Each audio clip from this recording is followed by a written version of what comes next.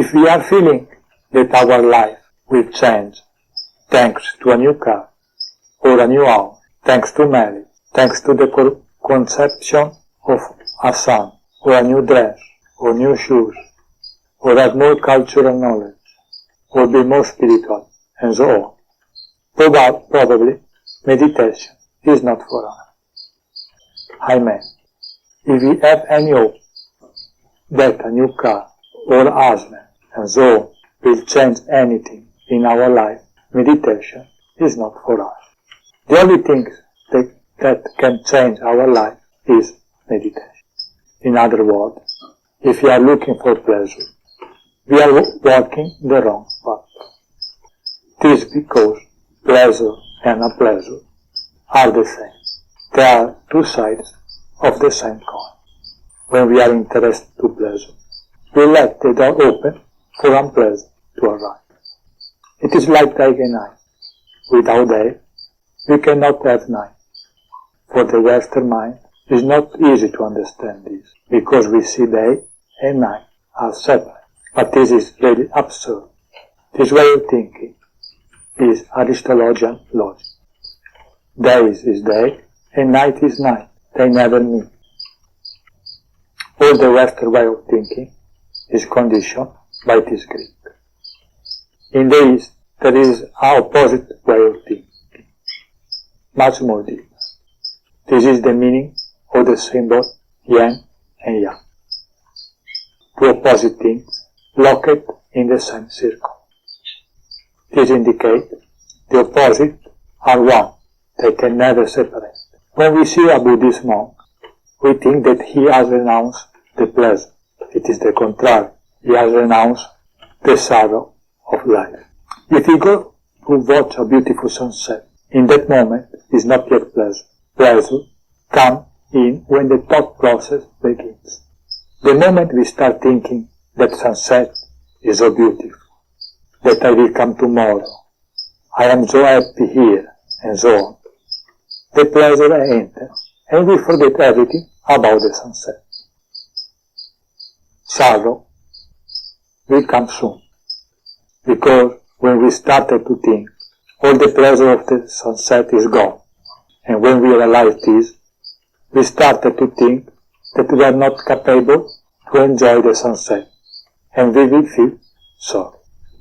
Sorrow is arrived. If we want to feel pleasure, to buy anything, we have the same problem. We spend so much time for reaching to desire to buy something. When we buy something, after a few moments of happiness, we realize that nothing has changed, and sorrow arrives. After the sorrow has arrived, we began to rationalize. This means we started to think that object we bought was not right for us. Maybe that a new object will get us happiness. The wheel is spinning again. We are trapped in the same game again. If we take drugs, legal or non-legal, we will have the same problem if we are not addicted to drugs. The day we took the drug, we will feel good sensation, but after, we will feel very bad. The peak of happiness that we reach with the drug has been very high, and after that, the pain is very deep. If we are addicted to drugs, the drugs do not work anymore. We just take the drugs for the addiction, not for the pleasure. With the sex, we have a deeper problem. With sex, the problem is deeper, because the pleasure is greater. Nature takes care that sex is a great pleasure. Sex is usually more pleasant after the lovers have quarreled, because going from one extreme to the other is fantastic. Going from one extreme to another is always a great experience. It is said, when lovers stop arguing, they don't love each other anymore. This saying is so true. This is very important. If a meditator moves from one extreme to another, this movement can be of great help in the search for awareness. With the meditation, we have the same problem. That is, the problem we encounter, the movement of our mood from feeling pleasure to suffering. In a way, a deeper problem, because the pleasure that we get is much more greater than any other pleasure, because the pleasure of meditation is something that happens inward us. This means the sorrow will be greater because the pleasure was bigger. We have to think the pleasure is like the peak of the mountain, and the sorrow is the valley. The higher the peak, the lower the valley.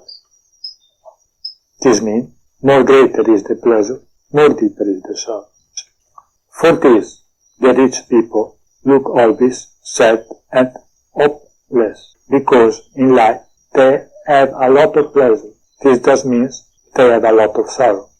When we begin to meditate, we will feel impossible not to move from a great pleasure to a very deep sorrow. Seems to be hopeless and to be more unbalanced than before. In a way it's true. We can do this. When we feel happy, we have to think that unhappiness is not very fun. When we feel unhappiness, we have to think that happiness is not very fun.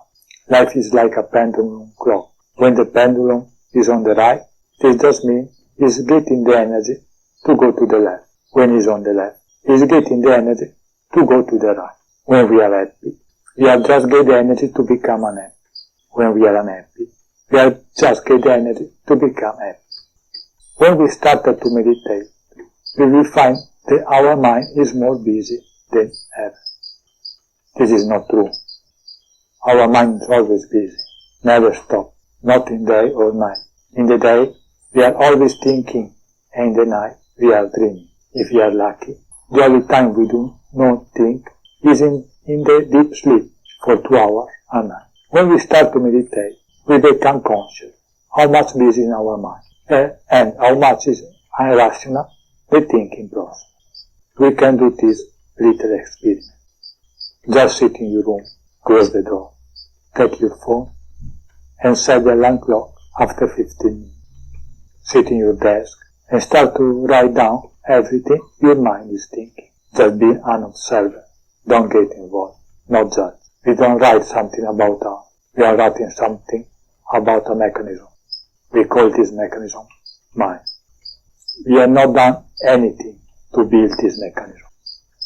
This mechanism is built by our society, parent, teacher, religion. We have to be very honest. Anyway, this sheet of paper is for us, and we can destroy it any moment. When the alarm clock rings, just we stop writing and we close our eyes. We breathe 5 times slowly. Just the breath go in and out without stopping, just slowly. Now let's open our eyes and read what we have written. If we agree with what we wrote, good for us. But if we are disappointed with what we have written, we have 2 possibilities. First possibility, we can destroy this sheet of paper, bury the experience in our unconscious, and forget about it. Second possibility, we can realize that the mechanism is broken, and we have to do something about that. Then meditation can help us to do that. Thanks for listening.